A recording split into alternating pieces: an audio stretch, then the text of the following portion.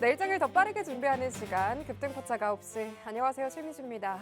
오늘 국내 증시는 메타 충격에 크게 흔들렸습니다. 메타의 AI 투자 전략을 둘러싼 우려가 확산이 되면서 미국의 반도체주가 급락을 했고요. 그 여파가 국내 증시까지 이어진 모습이었습니다. 삼성전자와 SK하이닉스를 중심으로 외국인의 매도세가 집중이 되면서 코스피와 코스닥 모두 큰 폭으로 하락했는데요. 장중에는 이 프로그램 매매가 일시 중단이 되는 매도 사이드카까지 발동이 됐습니다. AI 랠리의 숨고르기일지 추가 조정의 시작일지 시장에 관심이 쏠리는 가운데 오늘 시장을 움직인 종목들과 또 내일 주목해야 할 투자 포인트 함께 하도록 하겠습니다. 오늘 장에서 포착된 새로운 급등의 신호들 지금부터 하나씩 살펴보시죠. 급등 포착 9시 출발합니다.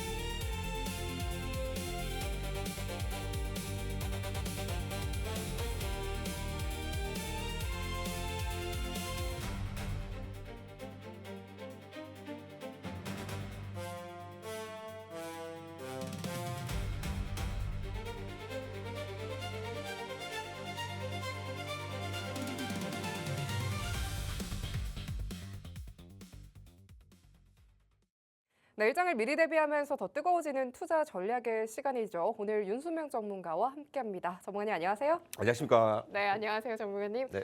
전문가님, 오늘 정말 무섭게 시장이 좀 빠졌습니다. 네. 반도체가 좀 조정이 되면서 지금 양시장 큰 폭으로 좀 하락을 했는데요. 시청자분들께서도 어떻게 또 대처를 해야 할지 걱정이 많으실 것 같습니다. 오늘장 어떻게 좀 보셨을까요? 제가 저번에 말씀드린 것처럼 네. 리밸런싱 기간에는 어쩔 수가 없다라고 말씀드려 볼게요. 하지만 이게 네. 단기적일 뿐이다. 급락이 네. 좀 이어지진 않을 것 같다라고 그렇죠. 보실까요? 예.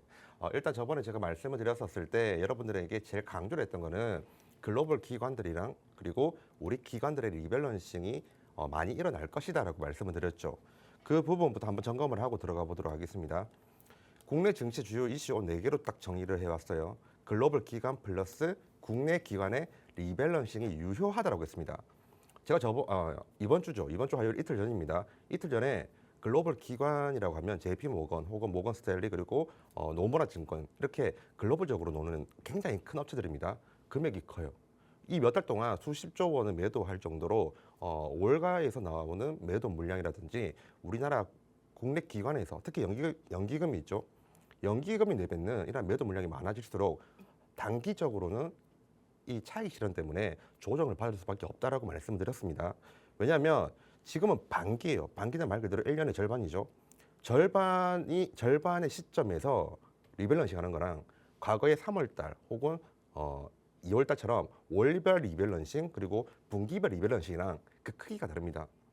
연간 리밸런싱 하는 것만큼 차익 실현 그리고 매도 실현하는 금액들이 굉장히 커요. 그래서 글로벌 기관 그리고 국내 기관의 리밸런싱 이런 부분들이 유효하다는 말은 앞으로도 당분간은 조정이 일어날 확률이 있는데 그렇다고 주구장창 떨어지는 거 아니에요.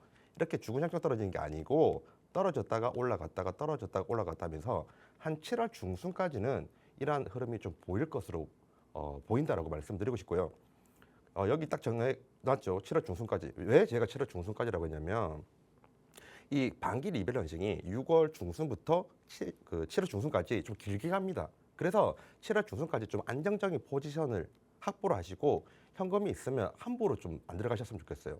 7월 중순까지 바닥을 다지는 그 흐름을 보고 나서 추가 매수를 한다든지 아니면 공격적인 투자를 하시는 것처럼 방향성을 이렇게 설정을 해보시는 게 좋을 것 같습니다. 이때 핵심은 7월 중순입니다. 7월 중순. 그래서 한동안은 섹터별 아니에요. 예전에 코스피 그리고 코스닥이 올라갔죠. 코스피가 올라가면 자동적으로 종목들도 주가가 올라가죠. 이게 지수 추종 매매라 해가지고 지수가 올라가니까 종목도 오른다 이런 개념이죠. 그리고 섹터 그러니까 반도체, 삼성전자하고 SK하이닉스가 굉장히 호황이 많으니까 호재가 많으니까 이 삼성전자, SK하이닉스라는 반도체 기업이 올라가면 반도체 소부장이라는 종목들의 주가가 올라가죠. 이게 섹터가 올라간다는 그 개념입니다. 근데 이러한 섹터 호황 그리고 지수 호황으로 종목이 올라가는 게 아니에요. 진짜 한 1,000개 종목이 있으면 우리나라 정치에서 1,000개의 종목이 있다고 가정을 해볼게요. 그 중에서 20개 종목, 30개 종목, 일부 종목만 올라가는 것을 여기 적어놨죠. 종목별 장세라고 합니다. 이 종목별 장세가 당분간 유지가 될 것으로 전망이 되고요. 그게 아까 말씀드렸던 이 7월 중순까지예요. 자, 그러면 우리가 지금부터 봐야 될 건 뭐겠어요? 당연히 수급이죠. 수급적으로 기관하고 외국인이 매수한 종목들을 주목을 할 필요가 있습니다. 왜냐하면 이 리밸런스 기간 안에서 외국인도 아까 말씀드렸던 글로벌 기관들 말씀드리는 겁니다. JP모건, 모건스탠리 그리고 노무라 증권 이런 애들이 올각 자금 포함이에요. 북미, 유럽, 영국계 자금 다 포함입니다. 외국인들이 이 리밸런스 기간 동안 매수하는 종목이 있다. 그 종목들은 하반기 때 크게 올라갈 확률이 높습니다. 그래서 이번 기회에 이 리밸런스 기간 동안 기관하고 외국인 애들이 어떠한 종목을 매수를 하는지 유심히 지켜봐야 하는 그런 시즌이다라고 정리를 해드리도록 하겠습니다. 시황은 여기까지 말씀드리도록 할게요. 네, 전문가님께서 당분간 이 종목별 장세가 좀 이어질 것으로 보여진다라고 말씀을 주셨는데요. 방향을 또 잘 잡아보자라고 조언 더해 주셨습니다. 계속해서 전문가님과 이 시장에 대한 이야기와 종목별 고민까지도 함께 해보도록 하겠습니다. 전문가님, 그럼 오늘 사실 코스피와 코스닥 지수가 좀 많이 급락을 한 모습이었습니다. 좀 지수별로 좀 한번 짚어주실까요? 지수별 쪽으로도 한번 말씀 더 드려보도록 할게요. 네. 일단은 코스피 그 일봉 차트부터 먼저 보도록 할게요. 네. 코스피 일봉 차트를 본다고 하면 60일선에서 과거에 지지를 좀 많이 받았던 적이 있습니다. 코스피 지금 보시면 과거에 해당 부분에서 60일선에서 잠시 이탈은 했지만 지지를 받고 다시 주가가 올라갔죠. 그리고 그 이후에는 20일선에서 지지를 많이 받았는데 우리나라가 60일선에서 지지를 많이 받았던 적이 많았어요. 그래서 지금 코스피의 캔들을 보니까 60일선에 가까워졌죠. 이 60일선에서 지지를 받고 다시 단기적인 반등, 단기예요. 단기적인 반등이 나올 확률은 좀 있습니다. 녹색이 60일선이에요. 녹색이 60일선인데 제가 오늘 녹색 옷을 입고 온 제일 큰 이유가 제발 이 녹색선 60일선에서 지지를 받아줬으면 하는 마음에 입고 왔다라고 생각해 주시면 됩니다. 자, 코스닥도 좀 보도록 할게요. 코스닥도 보면 코스닥은 좀 바닥을 다진다는 느낌이 있습니다.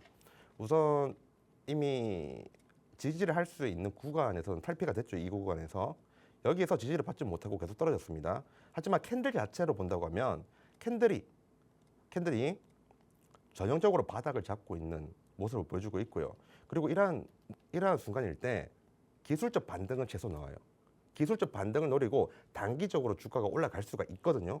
그러한 부분들을 염두에 놓고 만약 해당 부분에서 기술적 반등이 나와서 내가 가지고 있는 종목이 일부는 본전에 왔다 혹은 마이너스 20%라든가 마이너스 3%까지 왔다면 현금 확보하는 전략도 안정적인 투자 전략도 중요하다고 보고 있습니다.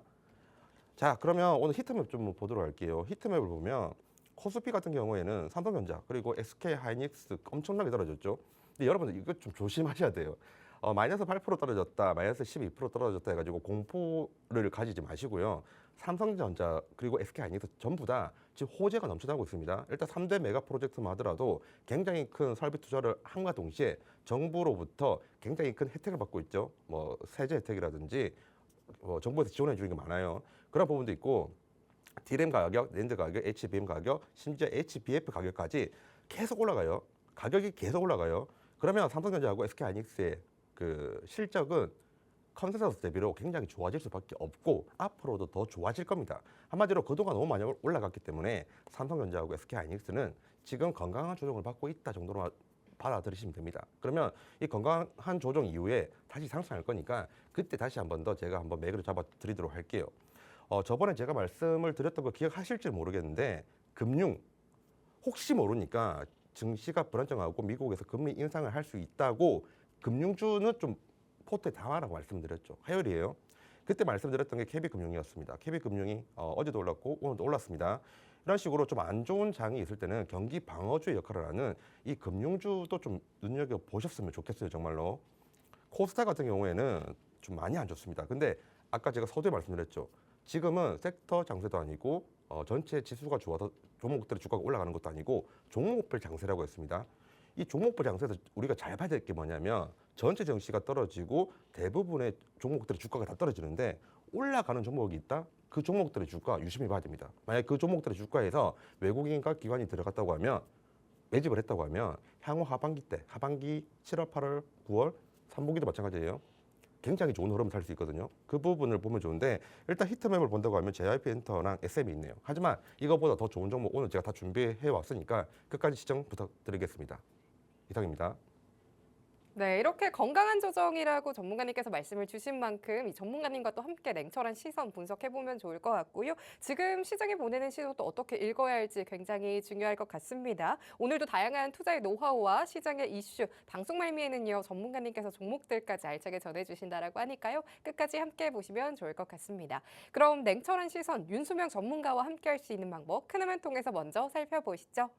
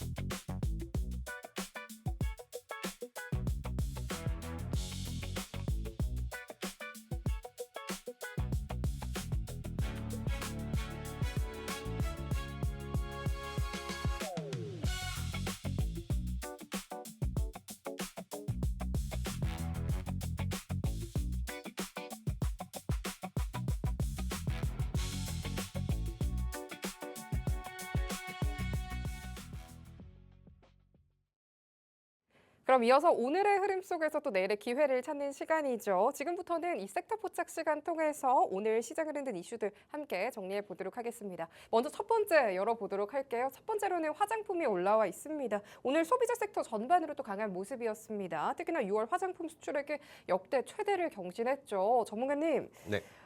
이 약세장 속에서도 오늘 그래도 꽤나 강한 모습을 보였습니다. 전문가님께서 이 K뷰티 전망 어떻게 보실까요? 엄청 좋아요. 엄청 예, 좋나요? 그냥 좋아요.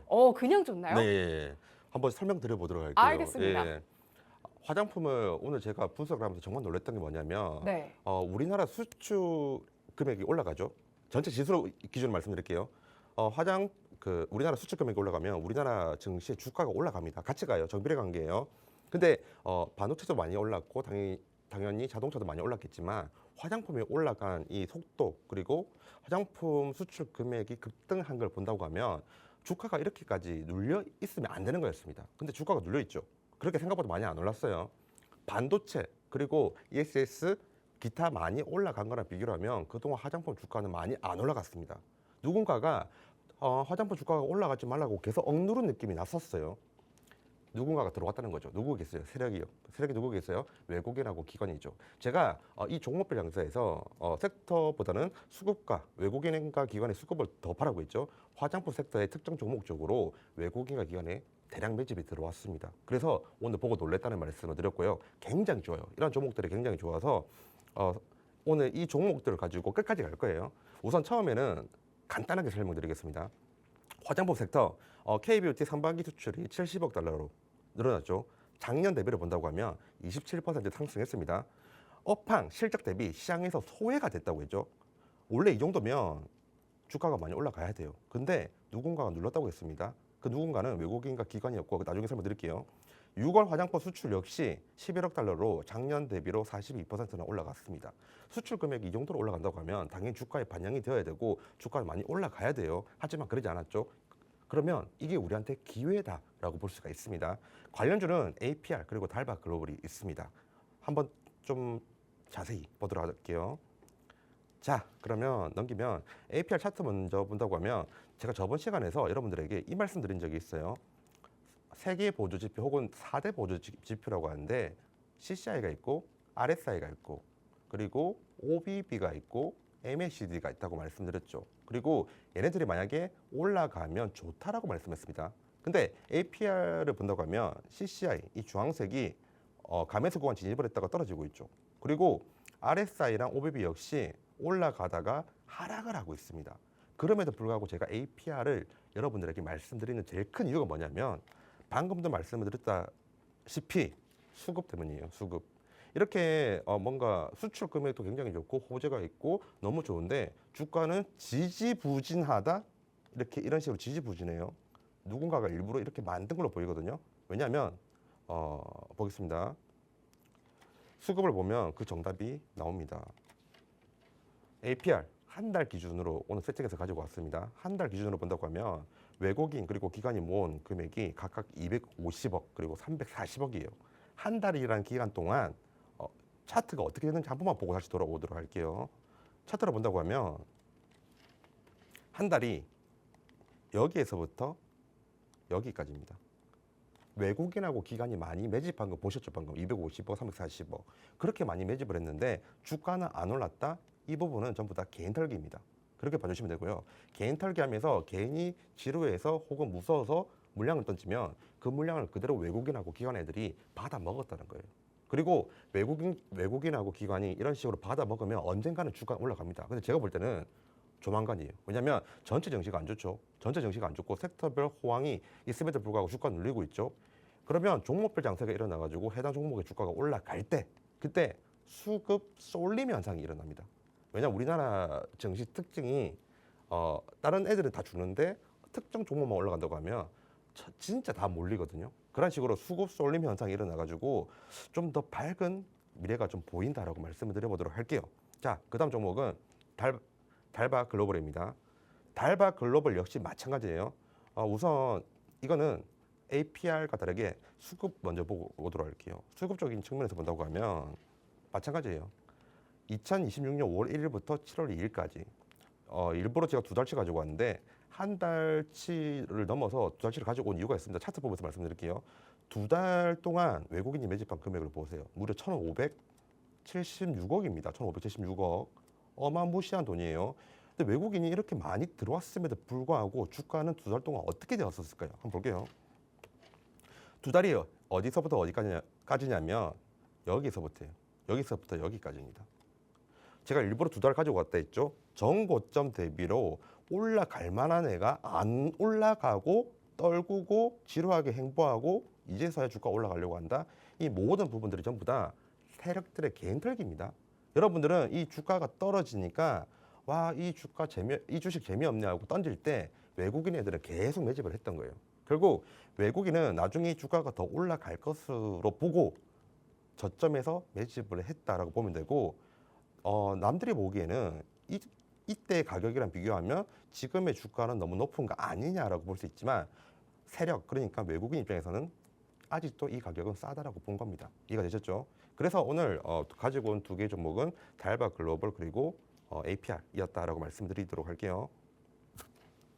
네, 화장품주 견조한 흐름이 기대가 된다라고 말씀을 주셨는데요. 두 종목 주목을 해주셨습니다. APR과 달바 글로벌 주목을 해주셨는데요. 아직 저가 매수의 기회가 있다라고 말씀을 더해주신 만큼 전문가님과 또 정확한 타점 알아보면 좋을 것 같은데요. 하단에 윤수명 전문가님과 또 함께할 수 있는 공간 마련이 되어 있습니다. 전문가님께서 생생한 시장 이야기부터요, 탄탄한 전략까지 함께해 주신다라고 하니까요. 잊지 마시고 방송 외의 시간에도 또 함께해 보시면 좋을 것 같습니다. 그럼 바로 이어서 두 번째 섹터 열어보도록 하겠습니다. 저희 두 번째로는 항공 올라와 있네요. 바로 열어볼게요. 전문가님. 네. 이 항공주는 좀 어떻게 보실까요? 이것도 좋아요. 이것도 좋아요? 네.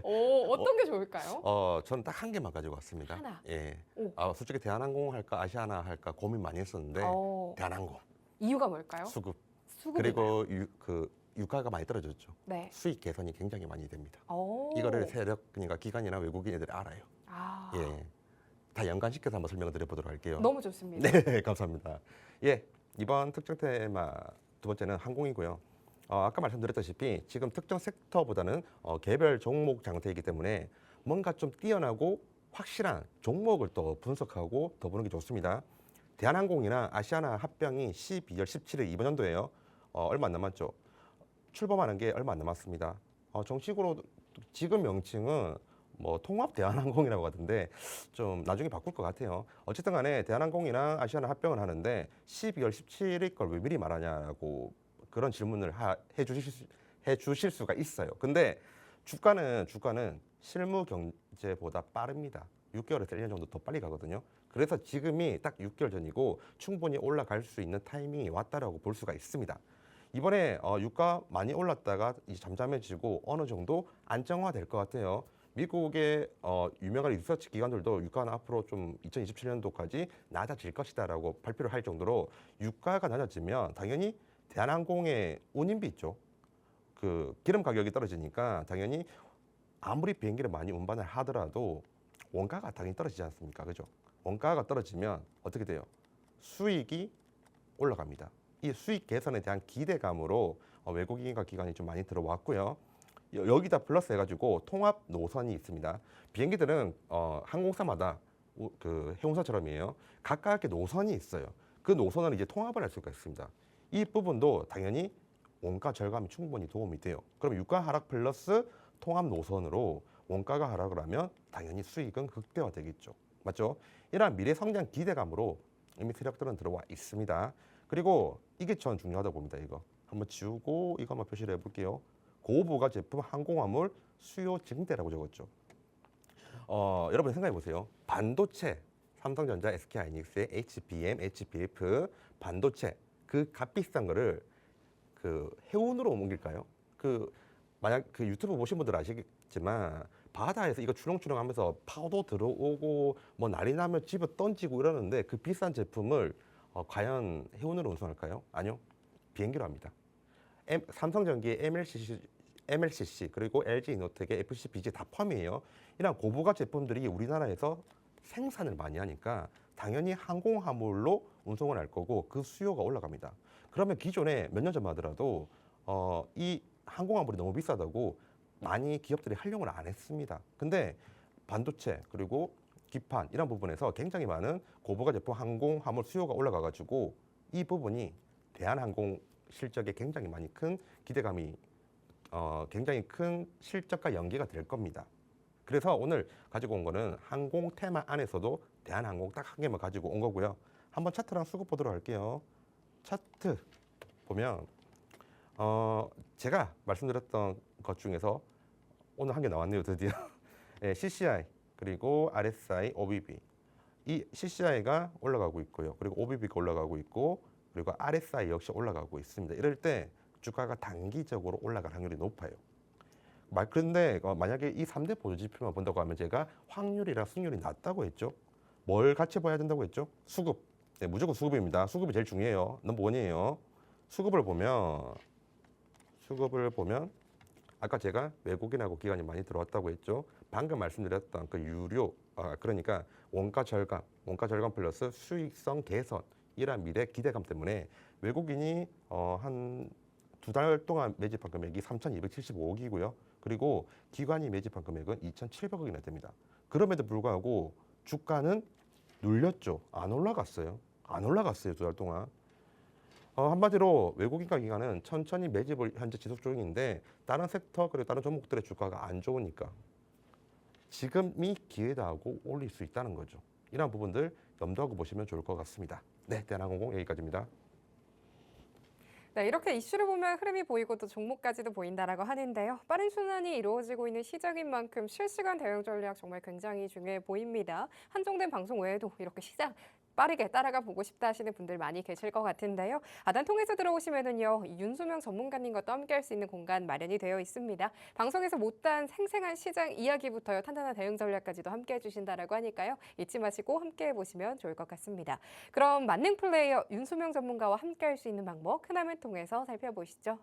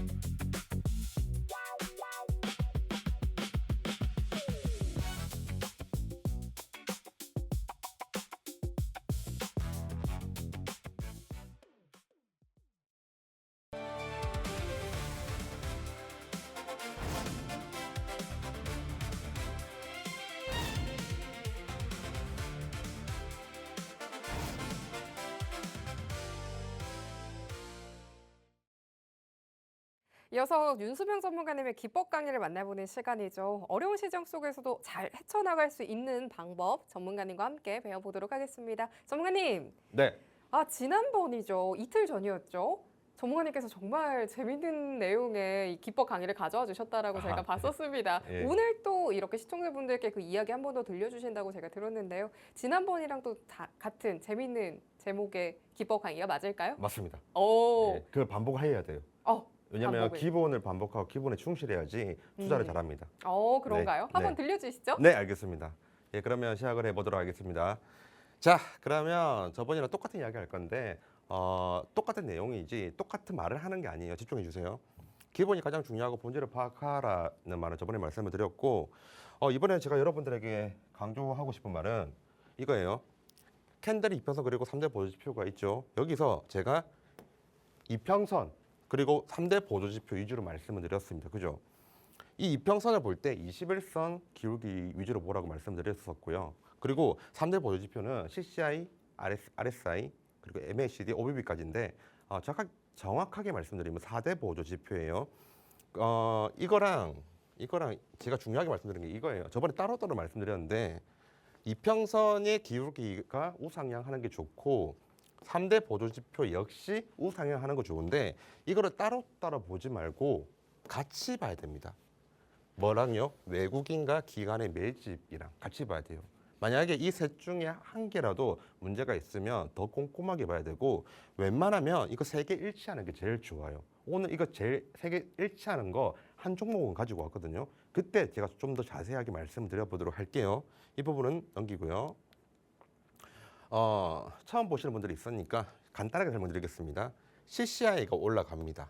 올라가요. 그리고 RSI랑 OBB가 다 올라가고 있습니다. 이 3대 보조지표가 올라갈 때 이때가 매수 타점이고 웬만하면 올라간다라고 말씀드렸다는 내용이에요. 결국 3대 보조지표만 충실히 한다고 하더라도 승률은 대략적으로 70에서 80%는 여러분들에게 드릴 수가 있을 거예요. 그래서 계속 이 CCI, RSI, OBB 이 세 개의 보조지표를 활용을 하면서 모르는 거 있으면 저한테 물어봐 주시면 됩니다. 하단 링크 참조하셔가지고 공부방 들어오세요. 언제든지 알려드립니다. 그리고 이거 다음 보겠습니다. 제가 방금 전에 서두에 말씀드렸을 때 뭐라고 했죠? 21선의 기울기가 떨어지다가 횡보하고 올라갈 때 매수 타점은 여기도 괜찮고 여기도 괜찮고 여기도 괜찮아요. 다 괜찮아요. 왜냐하면 다 바닥을 우리에게 알려주는 신호이니까요. 근데 이때 반드시 봐야 되는 건 세력이 들어왔냐 안 들어왔냐, 외국인 혹은 기관의 매집이 있었냐 없었냐 그걸 볼 필요가 있다고 말씀을 드렸죠.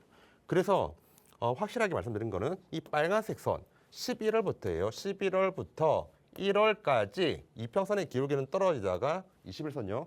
21선의 기울기는 이렇게 떨어지다가 올라가는데 이 빨간색 선이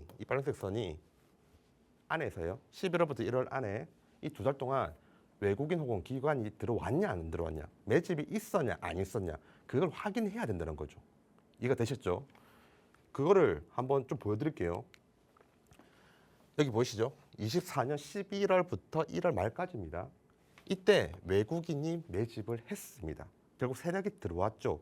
세력이 들어온 상황에서 방금 말씀드린 것처럼 21선의 기울기가 이렇게 움직인다? 그러면 이 부분이 매수 타점이 맞습니다. 그리고 좀 약간 지루할 수도 있겠지만 해당 부분이 있죠. 이런 거 완전 바닥 부분 이러면 한 달 내지 두 달 기다려야 돼요. 근데 만약에 21선의 기울기가 우상향한 이 부분 있죠. 이 부분에 들어가면 오랜 기다림 없이 여러분들에게 큰 도움이 되는 그런 맥점 혹은 타점이 될 수 있다 정도로 말씀을 드려보도록 할게요. 어차피 나중에 종목도 말씀드릴 때 이거 다시 설명드릴 거예요. 어쨌든 핵심만 말씀드렸으니까 한번 나중에 유튜브 보시면서 메모하시면서 다음에 한번 써먹어 보세요. 도움이 많이 됩니다. 기본에 충실한 것만큼 여러분들에게 도움이 되는 건 없습니다. 저도 전문가지만 정말로 저도 기본을 충실히 합니다. 지금 말씀드린 거 저도 다 하는 겁니다. 아시겠죠? 자, 이거는 저번에 말씀드렸으니까 이건 좀 넘기도록 할게요. 시간상 추월하면 안 될 것 같아요. 자, 이 내용들 화요일 날 그리고 오늘 여러분들에게 알려드렸던 교육을 해드렸던 이러한 내용들을 가지고 그대로 적용한 겁니다. 아시겠죠? 첫 번째 종목은 오늘 그 그 특정 테마 말씀드릴 때 이 종목 끝까지 간다고 했죠. 전부 다 끝까지 갈 거예요. 집중하시고 필기하실 수 있으면 필기하세요. 아니면 나중에 유튜브 다시 한번 더 보시고요. 자, APR 기존 화장품 매직큐브죠. 그리고 이 매직큐브를 활용한 뷰티 디바이스. 보통 화장품 바르면 남자인 저는 몰랐는데 이거 종목 본받아 알았거든요. 화장품 바르면 남자들은 바로 바로 끝이죠. 근데 여자분들한테 여러 물어보니까 화장품 바르고 그다음에 뭐 기구 같은 걸로 찡 하면서 뭐 하는 게 있대요. 일단 그거를 같이 판대요. 묶어가지고 1+1입니다 거의. 그런 식으로 기존 화장품의 매출액도 올라가는데 이 뷰티 디바이스 쪽으로 대박이 나가지고 지금 굉장히 미래성이 생겨났다라고 봐주시면 되고요. 그래서 역대 최대 매출이 일어났죠. 이것 때문이에요. 이거 덕분 징징 그거. 자, 디바이스 쪽으로 1,327억 매출이 일어났습니다. 굉장히 많이 올라간 거예요. 미국과 유럽 B2C 채널 쪽으로도 열렸고요. 오프라인 유통을 지금 장악하려고 합니다. 원래는 온라인 쪽으로 절대 강조했어요. APR이. 아마존 이런 데에 납품하면서 굉장히 이 캐파를 많이 키웠는데 이제 이 B2C 채널 유럽까지 확대를 하면서 오프라인 유통까지 확대를 해가지고 향후 미래성이 더 올라갈 예정으로 보입니다. 굉장히 좋은 시그널이에요. K뷰티 대장주 프리미엄이라는 게 있죠. 우리나라 K뷰티 하면 1순위가 뭐예요? 옛날에는 뭐 실리콘투 이런 거였었을지 모르겠지만 지금 APR입니다. APR이에요. 외국인들이 좋아하는 게 있죠. 이 회사가 독점이면 환장합니다. 그리고 FCF라는 게 있는데 이 FCF 수치가 좋으면 외국인 또 환장해요. 근데 마지막으로 외국인들이 환장하는 게 뭐냐면 한 섹터 안에 대장이 지위에 있는 애들을 정말 좋아합니다.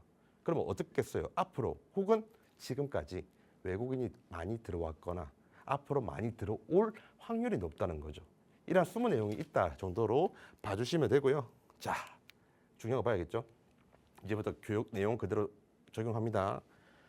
캔들이 바닥을 다진 이후에 상승을 하고 있습니다. 그리고 21선 기울기가 완만해졌어요. 아까 제가 이 말씀드렸습니다. 21선 노란색 기울기가 떨어지고 하락하고 떨어지고 횡보하고 올라간다고 했는데 지금 여기서 말씀드리는 21선 기울기의 완만은 여기에 바닥을 알려주는 시그널이 왔다는 거고요. 그리고 이때 중요한 게 뭐라고 했죠? 아까 제가 이 빨간색 선 팍 그어가지고 한 거 있잖아요.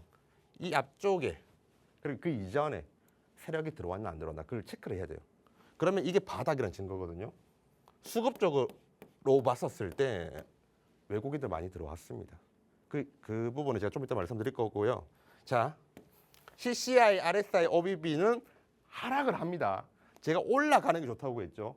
근데 여기서는 하락을 하고 있어요. 얘가 사면 안 되겠네라는 식으로 해석이 되겠죠. 하지만 기관의 광기 매집 8거래일 동안 810억을 매집을 했습니다. 8거래일 연속이에요. 한마디로 세력이 들어왔다는 거죠.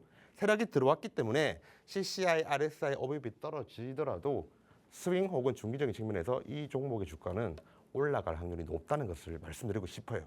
이해되셨죠? 결국에는 결론이 나옵니다. CCI, RSI, OBB 이 보조지표보다 더 중요한 건 수급이다. 보조지표는 보조지표일 뿐이에요. 확률은 올려주겠지만 이게 모든 걸로 하면 안 됩니다. 본질은 수급이에요. 이 부분을 제발 까먹지 말고 수급을 보는 연습을 좀 해주셨으면 좋겠고요. 자, APR. 차트를 보면 제가 바닥을 다지는 캔들을 보여준다고 했죠. 바닥을 다졌어요. 바닥을 다지고 올라가는 거고요. 21선의 기울기도 이 노란색인데 이렇게 떨어지다가 이렇게 횡보가 되고 있습니다. 그래서 굉장히 좋은 흐름을 보여주고 있는데 밑에 보면 아까 말씀드린 것처럼 CCI, OBB, RSI 다 떨어지고 있어요. 하지만 수급을 보니까 보세요. APR 수급을 보니까 2달 동안 기관이 모은 매집 금액이 340억, 외국인이 매집한 금액은 250억, 굉장히 많이 들어왔습니다. 그리고 제일 강조한 거 있죠. 기관의 감기 어린 8거래일 연속 매수. 엄청난 돈이 들어왔어요. 단 8일 동안. 근데 제가 오늘 시장 말씀드릴 때 이 말씀드렸죠. 리밸런싱 기간이다. 리밸런싱 기간 안에서 외국인하고 기관이 매집하는 종목을 눈여겨봐라. 그게 중요하다라고 했죠. 왜냐하면 종목별 장세이기도 하고 리밸런싱 기간이기 때문에 지금 이 리밸런싱 기간 안에 세력이 들어온다는 거는 하반기 때 주가가 많이 올라갈 확률이 있다라고 분명 말씀드렸습니다. 딱이죠. 정확하잖아요. 맞죠? 그래서 APR의 주가 흐름은 좋아 보여서 오늘 여러분들에게 말씀을 드렸고요. 자, 그러면 추가적인 부분이 있습니다. 앞으로 외국인하고 기관이 그럼 빠지면 어떻게 해요? 이렇게 될 수가 있습니다. 그죠? 외국인이 좋아하는 거 알려드릴게요. 외국인이 좋아하는 거는 성장성이에요. 그리고 기관 애들이 좋아하는 게 뭐냐면 수익성입니다. 수익성. 그럼 성장성 볼게요. 매출액을 보면 2025년 1조 5천억 원에서 2028년도에 4조 3천억 원으로 3배 정도 올라갈 것으로 전망이 됩니다. 성장성 좋아하는 외국인들이 빠질까요? 아니요, 더 들어올 것 같은데요. 플러스 해가지고 자 이번에 수익성 볼게요. 왜냐면 기관 애들은 수익성 좋아한다고 했으니까 수익성, 단기순이익, 영업이익 둘 다 중요하지만 단기순이익으로 볼게요. 지금 컨센이 안 나와가지고 단기순이익 2025년도 말 기준으로 2,897억입니다. 근데 3년 뒤 2028년도에는 8,949억으로 올라갈 것으로 보고 있어요. 역시 3배 올라가죠. 성장성 좋아하는 외국인, 수익성 좋아하는 기관이 나갈까요? 아닙니다. 더 들어옵니다. 그래서 굉장히 좋은 종목이다라고 말씀을 드리는 거고요. 이해가 되셨죠? APR, 그래서 제가 여러분들에게 말씀드리고 싶은 매수가랑 목표가는 우선 매수가는 41만 원, 그리고 목표가 47만 원으로 되어 있죠. 그 뒤에 1차라고 되어 있습니다. 2차, 3차 목표가 다 따로 있어요. 따로 있어요. 제 머릿속에 다 들어가 있어요. 그래서 만약에 목표가 1차 목표가뿐만 아니고 2차 목표가, 3차 목표가 다 필요하다 하시는 분들은 하단 링크 참조하시고 무료 소통방, 무료 공모방으로 들어오셔가지고 공부 배우시든지 아니면 정보 받아가세요. 정보는 다 준비되어 있습니다. 아시겠죠? 자, 그러면 그 다음 거 달바 글로벌. 달바 글로벌 온라인이랑 오프라인 채널이 성장세가 있습니다. 마찬가지예요. 달바 글로벌도 APR처럼 글로벌 온라인으로 판매가 원래 많았습니다. 근데 여기에서 B2C죠. 오프라인 채널 그 확장을 해가지고 성장을 같이 하고 있고 APR만큼 성장성이랑 그 수익성이 굉장히 좋아요. CCI, RSI, MACD, OBB 전부 다 우하향입니다. 이러면 단기적인 조정은 일어날 수 있습니다. 단기적인 조정이 있을 수 있지만 세력이 매집을 했어요. 외국인하고 기관이 들어오면 뭐 제가 뭐라고 했죠? 올라갈 확률이 높다. 언제요? 스윙 아니면 중기적으로. 하지만 위에 있는 보조지표가 안 좋다는 거는 단기적으로는 얼추 조정을 받을 수 있겠구나 정도로 받아주시면 될 것 같아요. 근데 만약에 이렇게 좋은 달바 글로벌의 주가가 떨어진다? 그러면 기술적 하락일 확률이 있거나 아니면 개인 털기가 나올 겁니다. 그 부분 속지 마세요. 이유는 잠시 바로 설명드릴게요. 자, 말씀드린 것처럼 보조지표가 다 떨어져요. 근데 21선 기울기를 보세요. 제가 제일 중요한 것 중에 하나가 여러분들에게 말씀드렸던 게 이거죠. 21선의 기울기가 떨어지고 횡보하고 올라가죠. 똑같아요. 노란색이 21선인데 떨어지다가 횡보하다가 올라가려고 합니다. 근데 이럴 때 좀 약간 단기 조정받고 이렇게 올라가는 경우가 많습니다. 그래서 당장 매수하는 말은 아니에요. 흐름을 지켜보면서 밑에 있는 보조지표들이 다 같이 올라가는 타점대 잘 들어가셨으면 좋겠고요. 당연히 들어왔잖아요. 누가요? 세력이요. 외국인이 한 달 동안 매집한 금액이 253억입니다. 253억. 기관 애들이 매집한 금액은 490억이고요. 한 달이에요. 한 달. 한 달 동안 이렇게 매집을 많이 했는데 주가 보세요. 방금 다시 앞으로 돌아갑니다. 한 달 동안 계속 떨어졌다가 재미없죠. 일부러 만든 거예요. 여러분들 주식 계속 팔아라고. 내가 주워 먹으려고. 일부러 유도한 겁니다. 세력들이. 누가요? 외국인, 기관, 나쁜 놈들이요. 이해했죠? 자, 속지 말고요. 근데 지금 제가 한 달로 표기를 해놨습니다. 또 뭐 갖고 왔겠죠. 반기를 한번 볼게요. 반기에서 외국인이 매집한 금액을 보세요. 2,500억입니다. 2,500억. 기관이 매집한 금액은 113억인데 이 외국인이 매집한 금액은 무려 5,200억입니다. 근데 왜 주가는 안 올랐을까요? 더 많이 물량 모아가지고 나중에 주가가 저 위에 올라갔었을 때 그때 팔려고 계속 꿍꿍 뭉쳐놓는 거예요. 한마디로 말씀드리면 달리 이야기하면 중기적인 입장에서 주가 상승 폭이 우리가 상상한 것 이상으로 올라가겠구나라고 추정해도 됩니다. 이해하셨죠? 제가 이 부분을 좀 설명을 좀 드리고 싶어요. 달바 글로벌 일단은 위에랑 아래 나눴죠. 위에는 영업이익이나 당기순이익 위주로 있습니다. 밑에는 FCF랑 현금 흐름으로 되어 있어요. 이렇게 나눈 이유는 딱 하나밖에 없습니다. 이 위에 거를 재무제표, 실적을 보는 거는 기관 애들이고요. 이 밑에 FCF 위주로 보는 애들이 외국인 애들이에요. 제가 저번에 막 복잡한 거 설명드렸죠. 막 FCF 해가지고 뭐 칠판에다 BPS 더하기 시그마 뭐 수학이 정서 쓰고 좀 재미없는 이야기를 말씀드렸죠. 손재상 전문가께서는 그거 막 복잡하고 재미없는 거 무시해도 된다라고 하셨던 것 같은데 그 형님이 좀 나이가 드셔가지고 좀 새로운 문물을 받아들이기 싫어하셔서 그렇습니다. 이해해 주시고요. 최소한 외국인이 생각하는 목표 주가 정도는 알아야지 여러분들이 외국인들 생각을 알고 나는 안 당하고 나도 거기서 더 수익을 거둬야지 이런 말 나오지 않을까요? 저는 그렇게 생각합니다. 다음에 이 부분 궁금하신 분들 하단링크 참조하셔가지고 무료 공모방 들어오세요. 다 가르쳐 드릴게요. 다 가르쳐 드릴게요. 자, 결국에는 FCF가 2025년도 때 682억이었는데 2028년도 때 1875억까지 3배로 올라갑니다. EPS가 3배는 올라갈 수 있어요. 그런데 FCF는 3배 올라가기 정말 힘듭니다. 이걸 정말 대단한 수치인 거고 굉장히 좋다라고 말씀을 드려보도록 하겠습니다. 그리고 달바 매수가는 22만 6,500원 이하이고 목표가는 27만 원 1차입니다. 아까 말씀드렸죠. 외국인이 많이 모았습니다. 어디까지 올라갈지 지금 현재로서는 저는 알고 있어요. 방송에 말 못할 뿐이지. 궁금하신 분들은 하단 링크 참조하셔갖고 무료 종목번 들어오셔서 정보 받아가세요. 그냥 드려요. 자, 그러면 대한항공 일단 이제 이 앞부분은 어느 정도 이해하셨을 거라 생각을 하고 좀 넘어가도록 하겠습니다. 대한항공도 저는 개인적으로 아까 말씀드렸던 것 중에서 유가가 하락을 하고 그리고 고부가 제품 이 부분들을 항공운송함에 따라서 수익성이 굉장히 개선될 거라고 있죠. 이 내용을 저만 알까요? 제가 아는데 저보다 똑똑한 저 글로벌 기관 애들이 모를까요? 알아요. 다 알아요. 저도 알면 걔네들은 당연히 아는 겁니다. 수급 보고 넘어올게요. 보세요. 외국인하고 기관이 이 한 달 동안 매집한 금액을 보세요. 외국인 2,300억, 기관 2,200억. 어마무시하게 매집을 했습니다.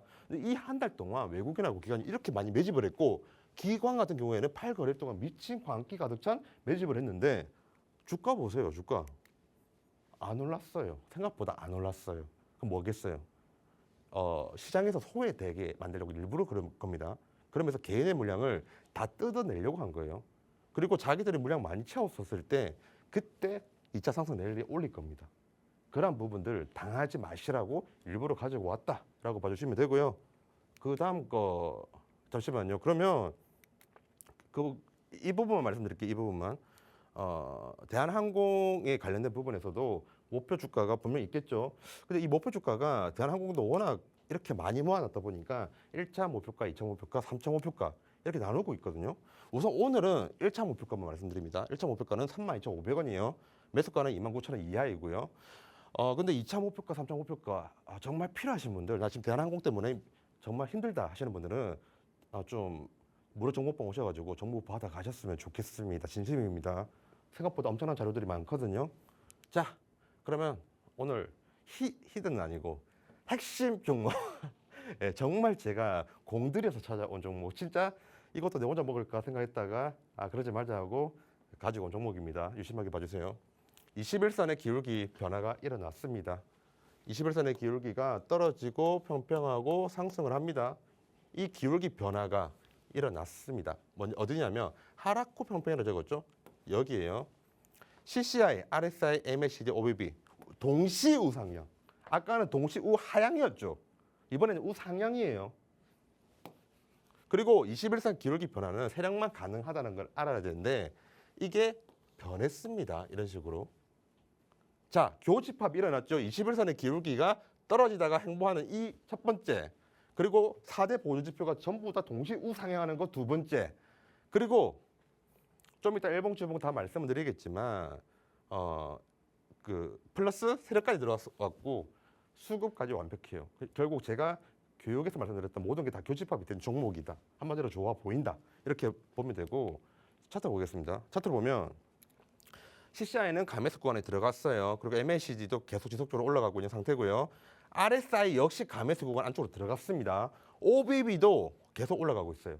하자 모집부터 올라갔죠. 21선 기록이 떨어지다가 횡보하다가 올라가고 있습니다. 굉장히 좋은 흐름입니다. 근데 이러다가 한번 살짝 꺾이고 올라오는 경우 있으니까 이 부분 참조해 주시고요. 하지만 중기 스윙 기준에서 본다고 하면 정말 좋아요. 왜냐고요? 주봉 시점에서 본다고 하면 굉장히 좋거든요. 자, 딴 거 보지 말고 여기 있는 위에 있는 거 주황 색깔 RSI입니다. RSI가 감에서 구간 안쪽으로 들어왔습니다. 주봉이에요. 일봉 아니에요. 그리고 CCI 역시 감에서 구간 안쪽으로 들어왔어요. 근데 이거를 왜 줬냐면 일본 기준에서는 CCI랑 RSI의 감에서 구간에 들어가는 건 자주 빈번히 일어납니다. 근데 주봉 기준에서 이 정도 CCI랑 RSI가 둘 다 동시에 진입하는 거는 드물어요. 과거 한번 다시 볼게요. CCI가 감에서 구간에 들어갔을 때가 여기입니다. 그리고 이탈했을 때가 여기고요. RS 감매수 구간 진입이 여기예요. 그리고 RSI 감매수 구간 이탈이 여기입니다. 여 사이에 올라간 주가 한번 볼까요? 근데 이건 일봉이 아니에요. 주봉이라 말씀드렸죠. 시작점이 7만 원이에요. 그러면 이 감매수 구간 이탈한 시점은 전고점이죠. 7만 원에서 11만 원까지 연달아 계속 올라갔습니다. 그래서 주봉에서 CCI랑 RSI 동반 진입하는 건 굉장히 중요하다고 말씀을 드리고 싶고요. 그래서 중기적으로 좋다라고 또 강조합니다. 수급은 당연히 기관 엄청 들어왔고요. 그리고 외국인도 기관이 모은 뒤에 따라오고 있습니다. 그러면 기관과 외국인의 쌍끌이 매수세가 앞으로도 기대가 된다라고 봐도 돼요. 흐름이 좋다는 이야기입니다. 반기로 보더라도 기관이 모은 돈은 2,480억이에요. 외국인은 520억이고요. 엄청나게 많이 모았어요. 이미 옛날부터 한국콜마에 대한 외국인과 기관의 투자는 엄청나게 오래됐고 엄청나게 많이 했다. 그러니까 앞으로도 더 올라가는 확률이 높다라고 받아들이시면 됩니다. 자, 한국콜마 매수가 10만 원에서 12만 원 사이고 목표가는 1차예요. 20만 원입니다. 2차 목표가, 3차 목표가 알고 싶으신 분은 하단 링크 참조하시고 공모방 들어오시면 되고요. 목표가가 1차인데 매수가 대비로 거의 2배예요. 이 정도면 굉장히 좋은 종목이다라고 말씀드리도록 하겠습니다. 감사합니다. 네, 오늘의 시그널 포착 종목은 이 종목별 장세가 기대가 된다라고 말씀을 주신 만큼 정말 공들여서 가지고 와주셨다라고 하는데요. 거기에 더한 히든 종목은요, 또 함께 하시는 분들께 따로 보내주신다라고 합니다. 잊지 마시고 정확한 타점, 종목명까지 받아가 보시길 바랄게요. 급등포착 9시 오늘 저희가 준비한 소식은 여기까지입니다. 본 방송에서 제공해드리는 정보는 투자 판단에 대한 조언일 뿐 해당 자산의 상승과 하락 보장하지 않습니다. 저희는 다음 이 시간 더욱 알찬 소식으로 찾아뵙도록 하겠습니다. 오늘도 함께 해주신 여러분 고맙습니다.